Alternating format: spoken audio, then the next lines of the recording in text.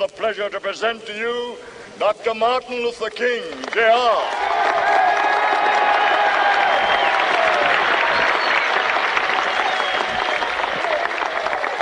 I am happy to join with you today in what will go down in history as the greatest demonstration for freedom in the history of our nation.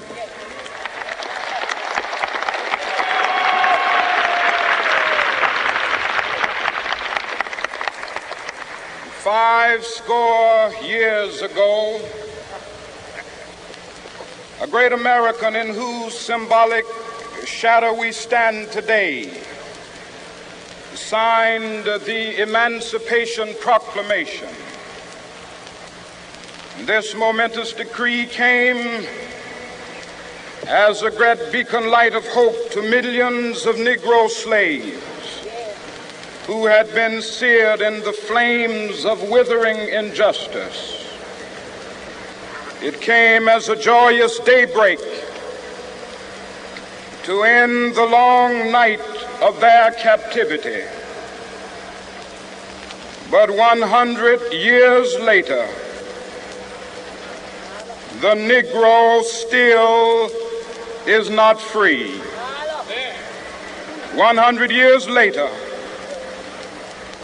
the life of the Negro is still sadly crippled by the manacles of segregation and the chains of discrimination. 100 years later, the Negro lives on a lonely island of poverty. I have a dream that one day this nation will rise up and live out the true meaning of its creed. We hold these truths to be self-evident, that all men are created equal.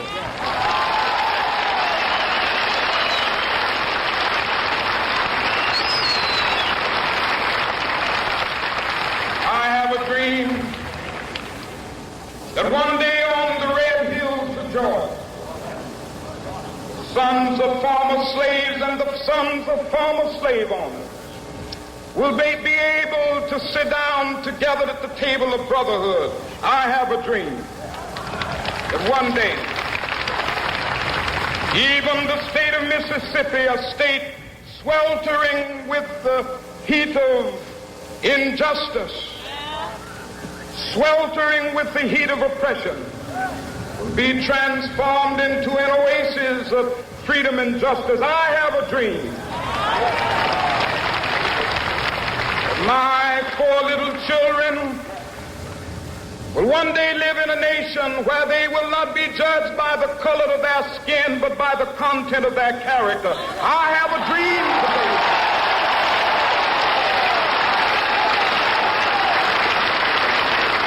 I have a dream that one day, down in Alabama with its vicious racists, with its governor having his lips dripping with the words of interposition and nullification. One day right there in Alabama, little black boys and black girls will be able to join hands with little white boys and white girls as sisters and brothers. I have a dream today.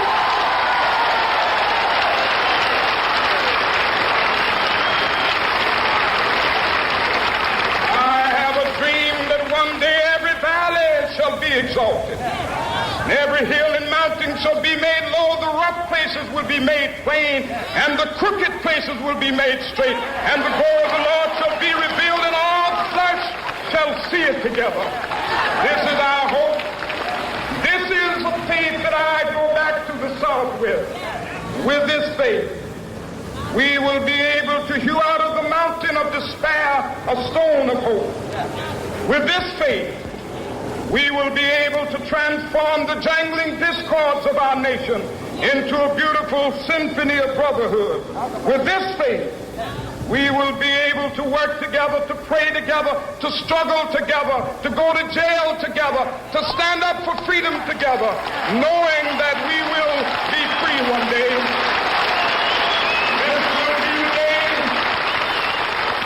This will be the day when all of God to sing with new meaning, my country, tears of thee. Sweet land of liberty, of thee I sing. Land where my fathers died, land of the pilgrim's pride. From every mountainside, let freedom ring. And if America is to be a great nation, this must become true. And so let freedom ring. From the prodigious hilltops of New Hampshire, let freedom ring. From the mighty mountains of New York, let freedom ring. From the heightening Alleghenies of Pennsylvania, let freedom ring. From the snow-capped Rockies of Colorado, let freedom ring. From the curvaceous slopes of California. But not only that, let freedom ring from Stone Mountain of Georgia. Let freedom ring from Lookout Mountain of Tennessee. Let freedom ring from every hill and molehill of Mississippi, from every mountainside. Let freedom ring, and when it happens, when we allow freedom ring, when we let it ring from every village and every hamlet, from every state and every city, we will be able to speed up that day when all of God's children, black men and white men, Jews and Gentiles, Protestants and Catholics, will be able to join hands and sing in the words of the old Negro spiritual, free at last, thank God